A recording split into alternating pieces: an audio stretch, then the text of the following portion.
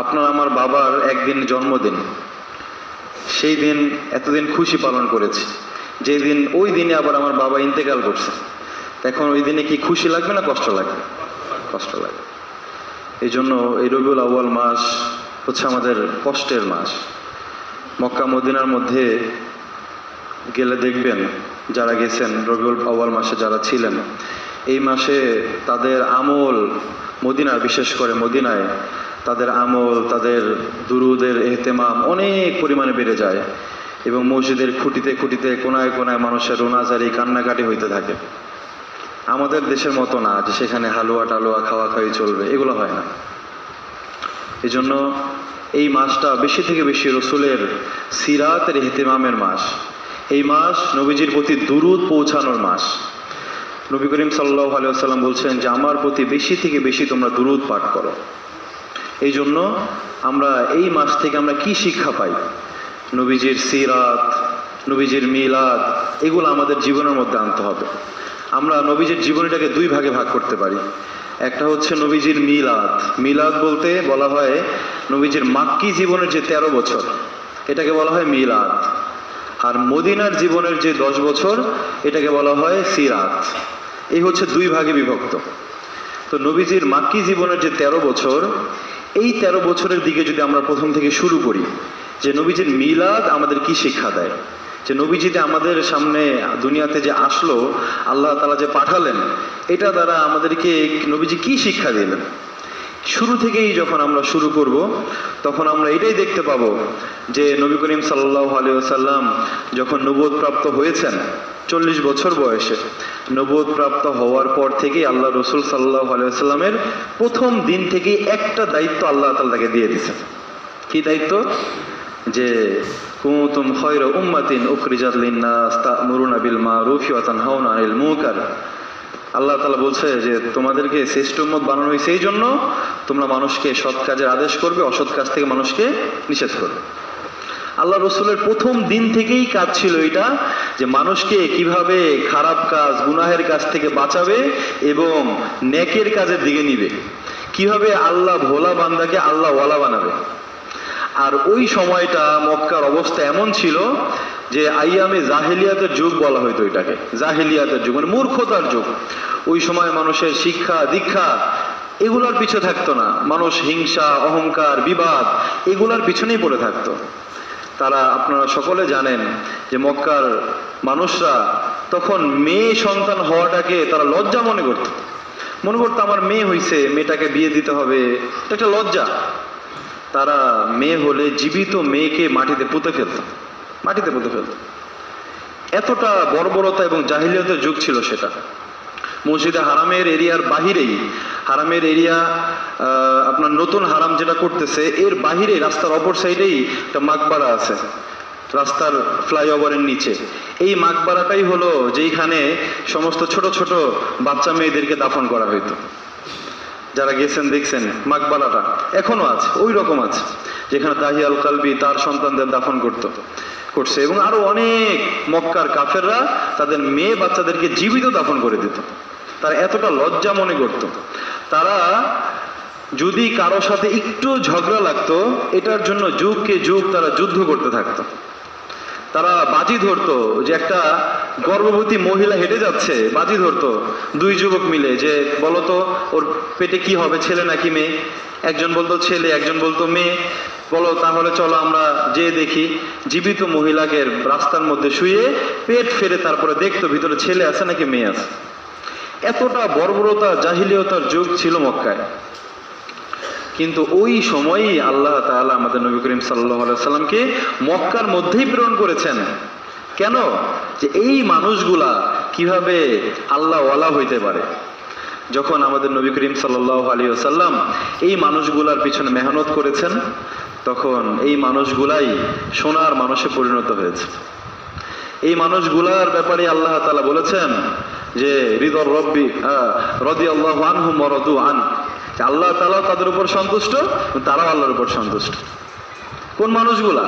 যেই মানুষগুলা এই জাহিলিয়াতের যুগেই বড় হয়েছে, কিন্তু আল্লাহ রসুল সাল্লাল্লাহু আলাইহি ওয়াসাল্লাম যখন তাদের পিছনে মেহনত করেছেন, আল্লাহ তাআলা তাদের দিলকে এতটা চমকে দিয়েছেন যে তাদের কথা, তাদের ঘটনা আল্লাহ তাআলা অসংখ্য জায়গায় কোরআনের মধ্যে বলে দিয়েছেন।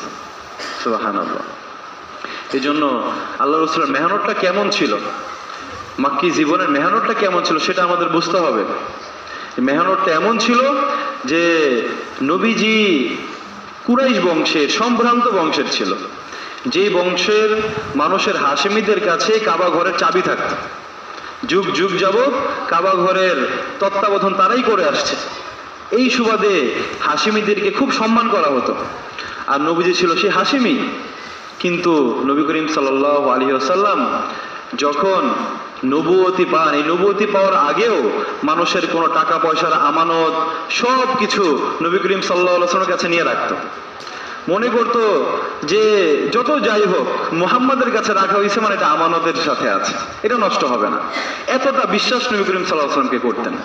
কিন্তু যখন নবী করিম সাল্লাল্লাহু আলাইহি ওয়াসাল্লাম এই মারওয়া পাহাড়ে দাঁড়িয়ে যখন সমস্ত কুরাইশদের যখন ডাকলেন, কারণ ওই সময় একটাই ছিল যে যখন মানুষ এই মারওয়া পাহাড়ের উপর দাঁড়িয়ে আসসালাতু জামিয়া বলতো, তখন সবাই ওইখানে একত্রিত হয়ে যেত, ভাবতো যে আমাদের বংশের ব্যাপারে কোনো গুরুত্বপূর্ণ সংবাদ আছে। যখন নবী করিম সাল্লাল্লাহু আলাইহি ওয়াসাল্লাম ডাকলেন, তখন সমস্ত মক্কার কুরাইশ একসাথে হয়ে গেল, ওইখানে আশেপাশে যারা ছিল সব একত্রিত হয়ে গেল। তখন নবী করিম সাল্লাল্লাহু আলাইহি ওয়াসাল্লাম বললেন যে আমি যদি বলি এই পাহাড়ের পেছনে এক শত্রু দল আছে তোমাদের উপর আক্রমণ করবে, তোমরা কি বিশ্বাস করবে? বলে হ্যাঁ করব। আমি যেই কথা বলি তোমরা কি আমার কথা মেনে নিবে? বলে হ্যাঁ মেনে নিব। তখন বলতেছে তোমরা সাক্ষী থাকো, আশহাদু আল্লা ইলাহা ইল্লাল্লাহ ওয়া আশহাদু আন্না মুহাম্মাদান রাসূলুল্লাহ, যে আল্লাহ তাআলা ছাড়া কোনো মাবুদ নাই এবং আল্লাহ তাআলা আমাকে তোমাদের উপর নবী হিসেবে প্রেরণ করেছেন। যখন এই কথা বলছেন তখন তার সব থেকে কাছের যে আত্মীয়রা ছিল তারাই সবার আগে তার প্রতিবাদ করছে। একটু চিন্তা করা যায় এটা কেমন লাগে বিষয়টা। যখন কাছের মানুষ কষ্ট দেয়, কষ্টটা একটু বেশি লাগে না বলেন?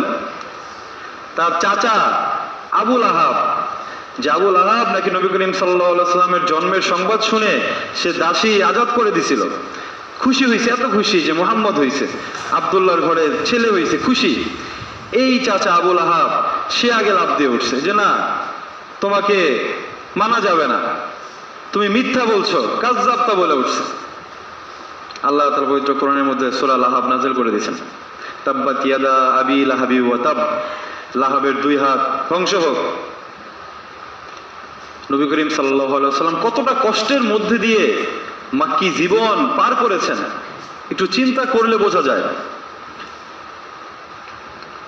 যদি নিজের বাসা বাড়িতে, নিজের ফ্যামিলির কাছে, নিজের বাবা মা, যার কাছে সব থেকে আস্থার জায়গা, বাবা মা সব থেকে আস্থার জায়গা না বলেন?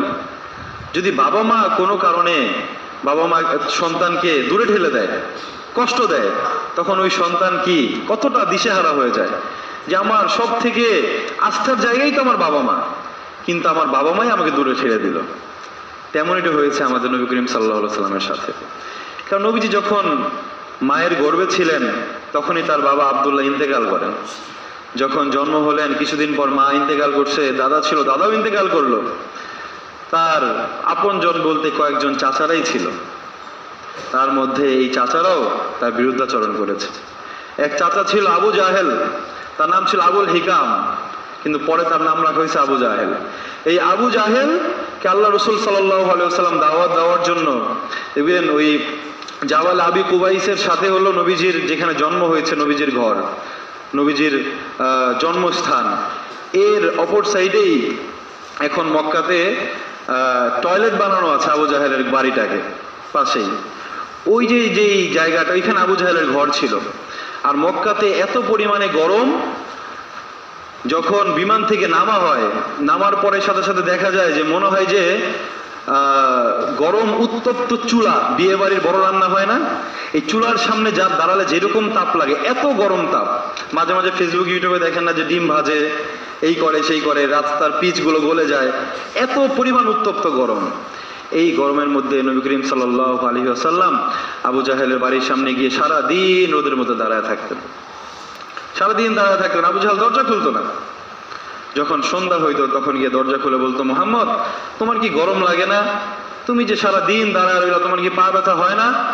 তখন বলে, চাচা আমি এই জন্যই দাঁড়ায় আছি, যদি আমার এই কষ্ট দেখে আপনার একটু আমার প্রতি মায়া হয়, যদি একটু আমার দাওয়াতটা আপনি শোনেন। এই ছিল নবীজির দাওয়াতের অবস্থা। এরকম নবী করিম সাল্লাল্লাহু আলাইহি ওয়াসাল্লাম মক্কার 13টা বছর শুধু কষ্ট প্লাস মুজাহাদাই করে গেছেন। মাতাফের এরিয়ার মধ্যে, এই জায়গার মধ্যে কত সাহাবীদেরকে নির্যাতন করা হয়েছে, শহীদ করা হয়েছে। যেখান দিয়ে তওয়াফ করা হয় এই জায়গাটার মধ্যেই হযরত সুমাইয়া রাদিয়াল্লাহু আনহাকে সর্বপ্রথম ইসলামের শহীদা বলা হয়, সর্বপ্রথম শহীদ। তাকে এই মাতাফের এরিয়ার মধ্যে তাকে শহীদ করা হয়। তার স্বামী ইয়াসির রাদিয়াল্লাহু আনহুকে এই জায়গার মধ্যে শহীদ করা হয়। এবং এই কাবা ঘরের সামনে যেখানে এখন দোতলা তওয়াফের জায়গা বানিয়েছে, এইখানে দারুন নদওয়া, এইটা কাফেররা, মক্কার কুরাইশরা একটা সংসদের মতো বানিয়েছিল, যেখানে বসে নবী করিম সাল্লাল্লাহু আলাইহি ওয়াসাল্লামকে হত্যা করার, নবীজিকে দেশ থেকে বিতাড়িত করার, নবীজিকে পুরা কুরাইশদের সাথে বয়কট করার সিদ্ধান্ত সবকিছু ওইখানে বসে তারা নিয়েছে। 2.5 থেকে 3 বছর নবীজির সাথে কোনো খাওয়া দাওয়া, কোনো লেনদেন, কোনো কিছু তারা করে নাই, সবকিছু বন্ধ করে দিছে। এই সময় নবী করিম সাল্লাল্লাহু আলাইহি ওয়াসাল্লামের ঘরের মধ্যে খাদিজা রাদিয়াল্লাহু তাআলা বলেন যে এরকম 1 চাঁদ 2 চাঁদ 3 চাঁদ পর্যন্ত ঘরের মধ্যে কোনো চুলা জ্বলে নাই, কোনো রান্না বাড়া হয় নাই। 3-4 মাস পর্যন্ত ঘরে কোনো রান্না বাড়া হইতো না। তখন শুধুমাত্র কখনো খেজুর, কখনো শুধু পানি, আর কখনো খেজুরের বিচি ধোয়া পানি খেয়ে আল্লাহ রাসূল সাল্লাল্লাহু আলাইহি ওয়াসাল্লাম জীবন পার করছে। এই মক্কার জীবনে যখন কষ্ট করতে করতে আল্লাহ তাআলা তখন দেখতেছে যে সাহাবীদের উপর অনেক নির্যাতন হইতেছে। হযরতে বেলাল রাদিয়াল্লাহু তাআলা আনহুকে নবীজি দেখতেছে যে চোখের সামনে উলঙ্গ করে উত্তপ্ত বালির মধ্যে শোয়া রাখতেছে, এবং আরো অন্যান্য সাহাবীদেরকে কষ্টের পর কষ্ট দিতেছে। তখন নবী করিম সাল্লাল্লাহু আলাইহি ওয়াসাল্লাম সহ্য করতে পারতেছিলেন না। আল্লাহ তাআলা তখন নবী করিম সাল্লাল্লাহু আলাইহি ওয়াসাল্লাম মক্কা থেকে মদিনায় যাওয়ার ব্যাপারে আদেশ করলেন। যখন নবী করিম সাল্লাল্লাহু আলাইহি ওয়াসাল্লাম মক্কা এত কষ্ট করেছেন, আল্লাহ তাআলা পবিত্র কোরআনের ওই আয়াতের ব্যাখ্যা এখানে বুঝাইছেন যে ইন্নামাল উসরি ইউসরা, নিশ্চয়ই কঠিনের পরে সহজ আছে। মক্কা থেকে যখন আল্লাহ রাসূল সাল্লাল্লাহু আলাইহি ওয়াসাল্লাম মদিনায় গেলেন, যে দেখেন যে মদিনার মানুষরা কিভাবে যেন আগে থেকেই তারা অনেকেই মুসলমান হয়ে নবীজিরকে স্বাগতম জানানোর জন্য রাস্তায় দাঁড়ায় আছে। যখন নবী করিম সাল্লাল্লাহু আলাইহি ওয়াসাল্লাম মদিনায় ঢুকছেন, নবীজিকে কোথায় থাকতে দিবেন এই নিয়ে মদিনার আনসারী সাহাবীরা তারা ব্যতিব্যস্ত হয়ে পড়ছেন। নবী করিম সাল্লাল্লাহু আলাইহি ওয়াসাল্লাম মদিনায় গিয়ে তারপর রাষ্ট্র প্রতিষ্ঠা করছেন। এই যে প্রতিষ্ঠা হইল, সুখ হইল, এই সুখের পিছনে 13 বছরের কষ্ট, এই কষ্ট কিন্তু ভুলে যাওয়া যাবে না। নবী করিম সাল্লাল্লাহু আলাইহি ওয়াসাল্লাম শুয়ে আছে মদিনায়, কিন্তু নবীজির শৈশব, কিশোর, ছোটবেলা থেকে বড় হওয়া, খেলাধুলা সবকিছু মক্কার মধ্যে, কষ্ট, নির্যাতন, ভোগ, না খেয়ে থাকা সবকিছু মক্কার মধ্যে। এই জন্য ভাই, নবী করিম সাল্লাল্লাহু আলাইহি ওয়াসাল্লামের পুরা জীবন যেইভাবে নবীজি পার করলেন, এই পার করার থেকে আমাদের শিক্ষা নিতে হবে যে আমাদের কাছে নবীজি কি রেখে গেলেন। আমাদের কাছে নবীজি রেখে গেলেন নবীজির এই কষ্ট মাখা, রক্ত মাখা দাওয়াত, এই রক্ত মাখা, কষ্ট মাখা দিন আমাদের কাছে রেখে গেছে।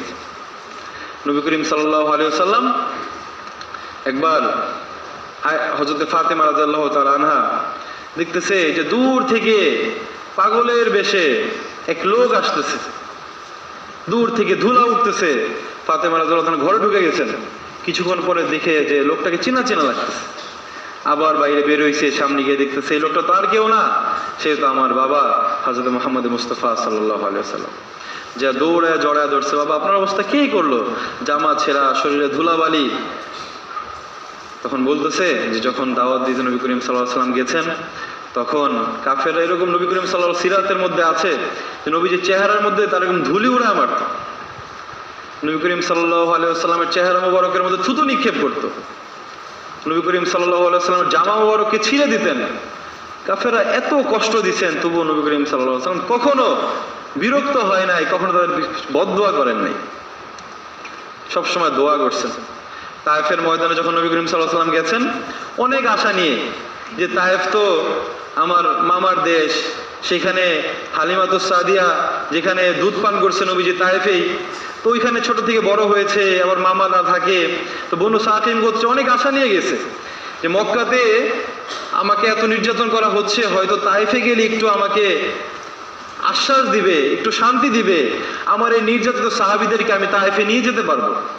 এই জন্য নবীজি আগে সাহাবীদেরকে নিয়ে যান নাই, নিজে একা গেছেন, সাথে যায়েদ বিন হারিস পালক পুত্র তাকে নিয়ে গেছেন দেখার জন্য, যদি ওই জায়গাটা সেফ থাকে তাহলে অন্যান্য সাহাবীদেরকে পাঠাবেন। সেখানে গিয়ে আল্লাহ রসুল সাল্লাল্লাহু আলাইহি ওয়াসাল্লাম ওই 3 গোত্রের বড় বড় 3 জন লিডারের কাছে দাওয়াত নিয়ে পৌঁছাইছে। 3 জন কেউই তার কথা শোনে নাই, প্রত্যেকে আল্লাহ রসুল সাল্লাল্লাহু আলাইহি ওয়াসাল্লামকে ফিরিয়ে দিয়েছেন। এবং শুধু ফিরিয়ে দিয়ে ক্ষান্ত হন নাই, ওই এলাকার যে ছেলেগুলোরা ছিল তাদেরকে বলছে পাগল, তাকে পাথর মারো। নবী করিম সাল্লাল্লাহু আলাইহি ওয়াসাল্লাম দৌড়াইছেন আর পিছনে পিছনে পাথর মারছেন। নবীজি দৌড়াইছে আর পিছে পিছে পাথর মারছেন। তায়েফে গেলে দেখবেন যে মসজিদে রাসূল, ওই যে পাহাড় বুড়ির বাড়ি বলে যে এখানে, মসজিদে রাসূলটা কত দূরে, আর মসজিদে রাসূল পার করে তারপর অনেক দূর রাস্তার পরে হচ্ছে ওই মসজিদে আলী, ওইখানে হলো ওই যে আঙ্গুর বাগান যেখানে আদাস রাদিয়াল্লাহু আনহু আঙ্গুরের রস খাওয়াইছে, তার আরো অনেক পরে রাস্তার মাঝখানে একটা গোল কূপের মতো বানায় রাখা হয়েছে। এই জায়গার মধ্যে এসে নবী করিম সাল্লাল্লাহু আলাইহি ওয়াসাল্লাম অজ্ঞানের মতো হয়ে গেছিলেন। এই জায়গার মধ্যে আয়েশা নবী করিম সাল্লাল্লাহু আলাইহি ওয়াসাল্লাম বসছে। এই এত দূর রাস্তা আল্লাহ রাসূল সাল্লাল্লাহু আলাইহি ওয়াসাল্লাম পাথর মারা হয়েছে, এত দূর রাস্তা। এগুলো চিন্তা করলে, একটু ইমেজিন করলে বোঝা যায় যে আল্লাহ রসুল ওই সময় কতটা কষ্ট করছেন। আজকে আমাদের যদি কেউ একটা কিছু বলে, আমরা আরেকজন বড় ভাইয়ের কাছে যাই, কোনো এক এলাকার গণ্যমান্য মানুষের কাছে যাই, নিজের বাবা চাচা আত্মীয় স্বজনের কাছে যাই, কিন্তু ওই সময় নবী করিম সাল্লাল্লাহু আলাইহি ওয়াসাল্লামের কেউ ছিল না একটু হাতটা ধরবে যে আমি তোমার সাথে আছি, এরকম বলার মতো কেউ ছিল না। একাই কষ্ট সংগ্রাম করে গেছেন। কি জন্য? যেন আমরা জান্নাতি হইতে পারি, আমরা যেন আল্লাহকে চিনতে পারি, আমরা যেন দ্বীনকে আঁকড়ায় ধরতে পারি। এই জন্য আল্লাহ রসুল এত কষ্ট করে গেছে। এই দাওয়াতের মেহনত, এটা এত বড় একটা জিম্মাদারি, এইটা আমাদের নবী করিম সাল্লাল্লাহু আলাইহি ওয়াসাল্লাম শুধু নিজে একা করেন নাই, যত সাহাবীরা ইসলাম গ্রহণ করেছেন প্রত্যেককেই আল্লাহ রসুল এই দাওয়াতের জিম্মাদারি বুঝায় দিয়েছেন। যে ইসলাম গ্রহণ করেছেন তাকেই বুঝিয়ে দিয়েছে, আবার সেইভাবে দাওয়াতের কাজ চালাইছে। এইভাবে আজ পর্যন্ত আমাদের বাংলাদেশ পর্যন্ত এইখানেও আমরাও মুসলমান হয়ে গেছি। নতুবা যদি আল্লাহ রসুল শুধু মক্কার মধ্যে মদিনার মধ্যেই দাওয়াত দিতেন, আর যদি সাহাবীদেরকে এই দাওয়াতের দায়িত্ব পৌঁছায় না দিতেন, তাহলে আজ পর্যন্ত এখান পর্যন্ত কিভাবে দাওয়াত আসতো বলেন? এরকম সাদ বিন আবি ওয়াক্কাস রাদিয়াল্লাহু তাআলা আনহু দাজলা নদীর পাড়ে গেছে, যাওয়ার পরে বলতেছে সাহাবীদেরকে, জোরে সোরে তার কাফেলার লোকদেরকে, তোমরা কি বলো যে দাজলা নদীর এই পার পর্যন্তই দিন থাকুক, এর ওই পারে আর দিন না পৌঁছাক? তারা জোরে সোরে বলতেছে, না, আমরা চাই এই নদীর ওই পারেও আল্লাহর দিন পৌঁছাক। তখন বলে যে আমার সাথে বিসমিল্লাহ বলে ঘোড়া চালায় দাও। তারা এই নদীর উপর দিয়ে ঘোড়া চালায় দিছে, নদীর ওই পার হয়ে গেছে, কিন্তু ঘোড়ার একটু খুর পর্যন্ত ভিজে নেই। সুবহানাল্লাহ। এইভাবে তারা মেহনত করছে। এই মেহনত এটা এতটা গুরুত্বপূর্ণ, এবং এই জন্যই আমাদের উম্মত দামি হয়েছে।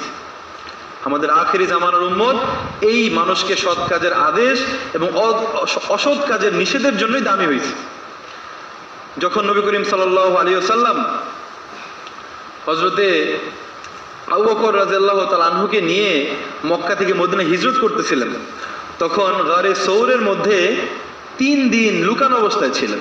3 দিন। ওই সময় মক্কার কাফেররা নবী করিম সাল্লাল্লাহু আলাইহি ওয়াসাল্লাম পিছনে পিছনে, যখন নবী করিম সাল্লাল্লাহু আলাইহি ওয়াসাল্লাম মক্কা থেকে বের হয়েছে, পিছনে পিছনে খোঁজার জন্য বের হয়েছে। যেতে যেতে ওই গারে সৌর পর্যন্ত পৌঁছে গেছে। যখন গড়ে সৌর পর্যন্ত পৌঁছেছে, কাফেরদের পাও হযরত আবু বকর রাদিয়াল্লাহু তাআলা ভিতর থেকে দেখতে পাইতেছিলেন।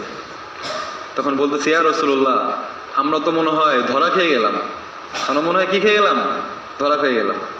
তখন নবী করিম সাল্লাল্লাহু আলাইহি ওয়াসাল্লাম বলেন, পবিত্র কোরআনের মধ্যে আছে, লা তাহজান ইন্নাল্লাহা মা'ানা।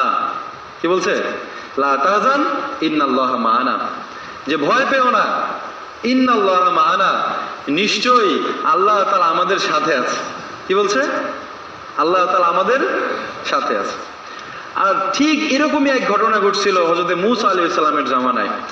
যখন মূসা আলাইহিস সালামকে এরকম ফেরাউনের লোকেরা, লস্কররা যখন এরকম ধাওয়া দিল, তখন বাহরে কুলসুমের সামনে যখন মূসা আলাইহিস সালাম এসে দাঁড়াইছে, তখন পিছনে ওই ফেরাউনের লোকেরা, এখন মূসা আলাইহিস সালামের মতটা বলতেছে, হে নবী, আমরা তো মনে হয় ধরা খেয়ে গেলাম, পিছনে তো ফেরাউনের লোক, এখন কোথায় যাব?